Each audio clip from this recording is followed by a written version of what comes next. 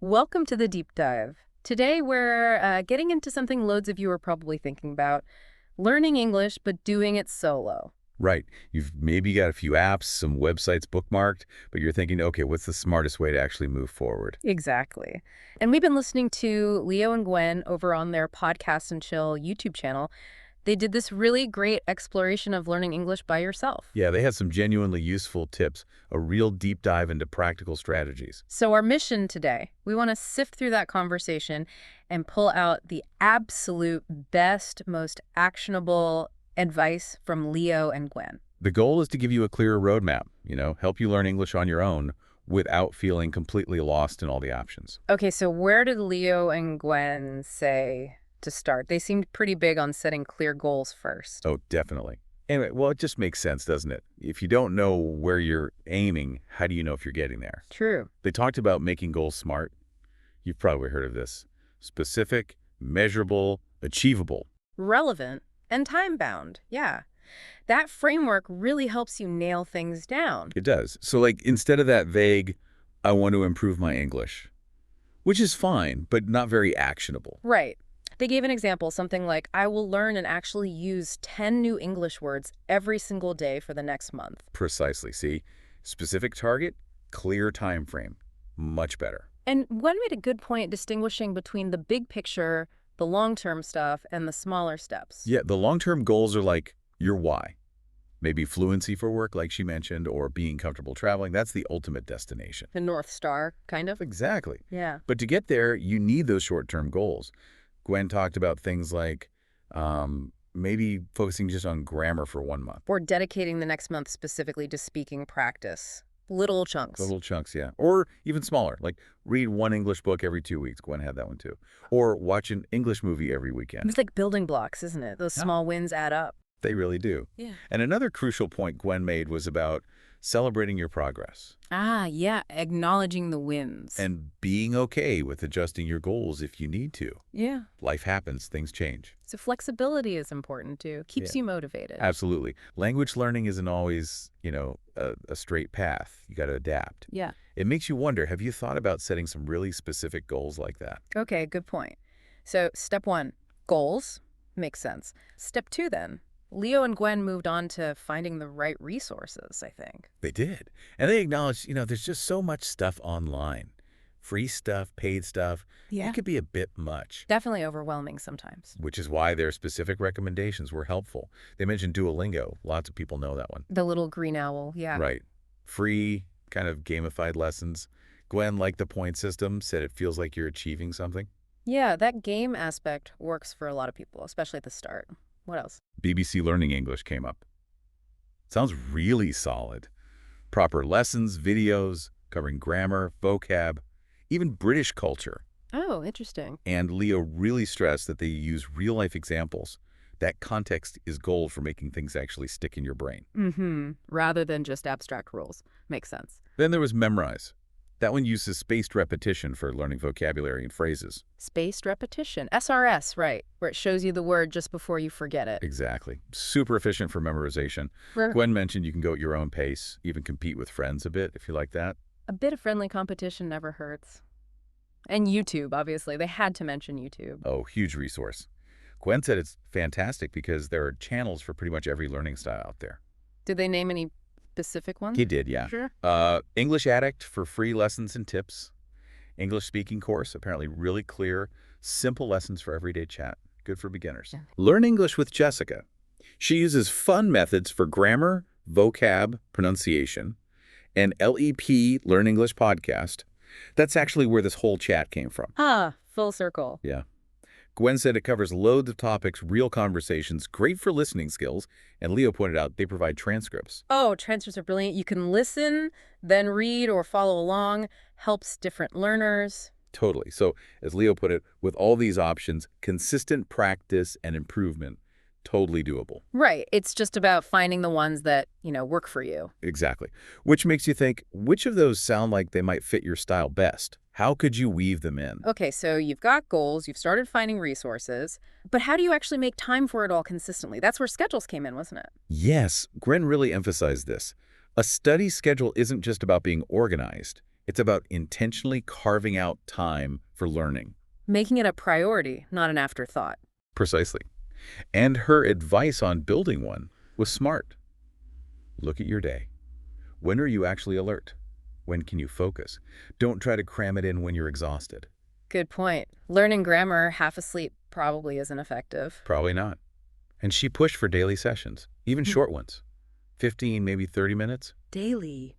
Wow. Well, the consistency is what builds the habit, Right. like brushing your teeth. Okay, I get that. But what if you miss a day? Life gets busy. Totally normal. Gwen said, don't beat yourself up. Just get back to it the next day. The key is the overall pattern, not perfection. Right, momentum over streaks, maybe. Exactly. And she suggested planning what you'll study each day. Maybe vocab Mondays, listening Tuesdays, grammar Wednesdays. Gives structure. That stops you just staring blankly, wondering what to do. Right. And she mentioned weaving in those resources we talked about. Do a Duolingo lesson on the bus, watch a quick BBC video during lunch. Integrate it into the schedule. Yeah, it has to be practical. As Gwen summed it up, consistency and planning, they're really the bedrock of learning a language successfully. So maybe take a sec now, think about your own routine. Where could you realistically slot in even 15 minutes? All right. Goals, resources, schedule. Check, check, check. Now, the bit that sometimes feels like the biggest hurdle, actually speaking. Ah, yes, the speaking practice. Yeah. Leo and Gwen had some good practical ideas here, starting with stuff you can do alone. Alone. How does that work? Well, Gwen suggested just talking to yourself in English. Narrate your actions, describe your thoughts, plan your day out loud. Just talk to the walls? Kinda. Leo even shared that he used to pretend he was hosting a show, just chatting about his day in English. Huh, I like that. No pressure, just you and the language. Exactly. Takes the fear away. Gwen also suggested recording yourself. Ooh, brave. Listening back to yourself can be interesting. It can. But she stressed being kind to yourself. It's not about judgment. It's about noticing things, maybe pronunciation or where you hesitate. It's just information for improvement. Okay, self-compassion is key there. What about talking to other people? Yeah, they covered that too. Language exchange apps came up things like HelloTalk or Tandem. Oh, right, where you connect with native speakers. Yeah, you help them learn your language. They help you with English. Great practice. Plus, you meet people from all over. That sounds cool, actually. A cultural exchange, too. Definitely.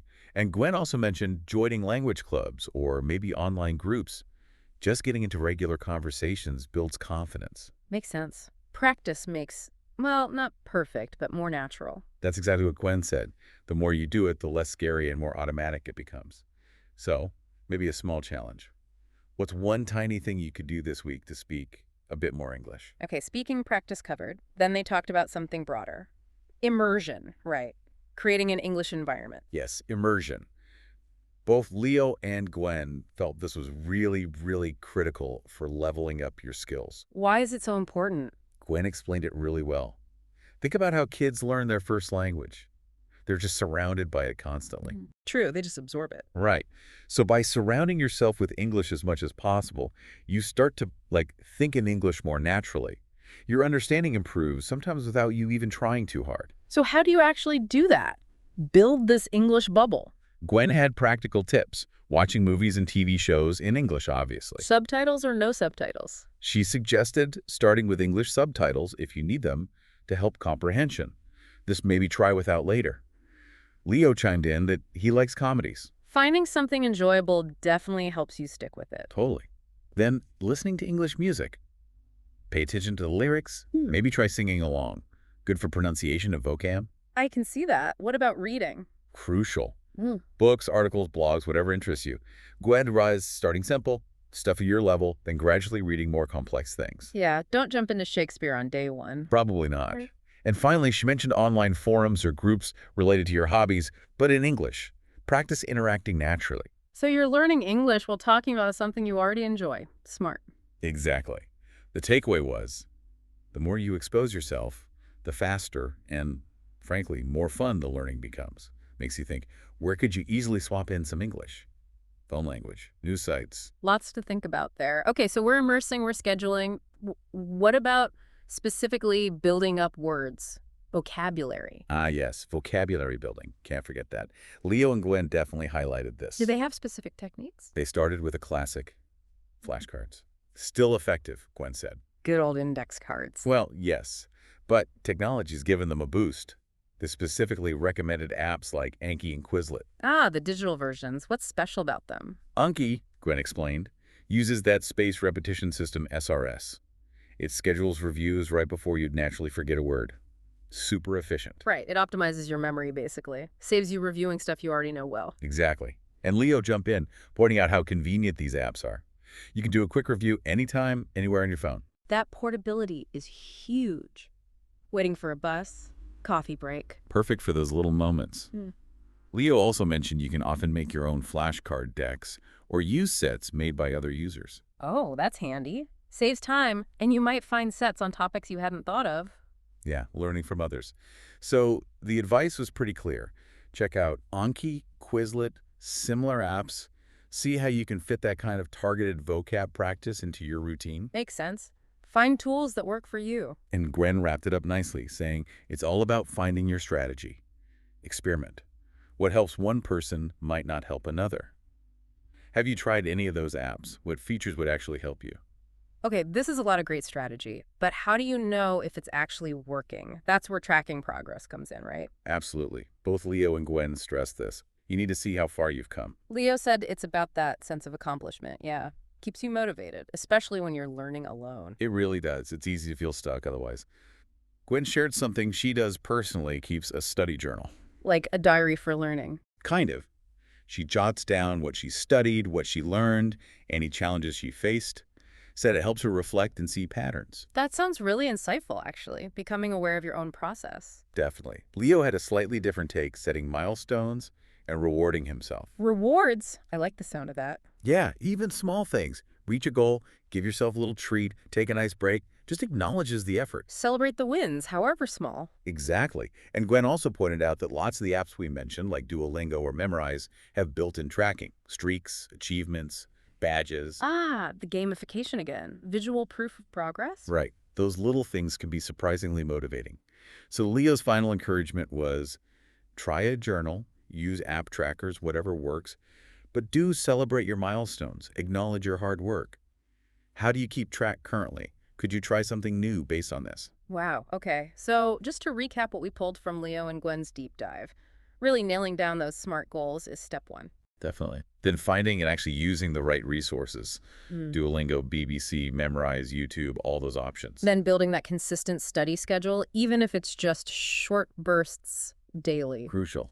And actively practicing speaking, even if it's just talking to yourself at first, using apps, finding groups. Plus, immersing yourself.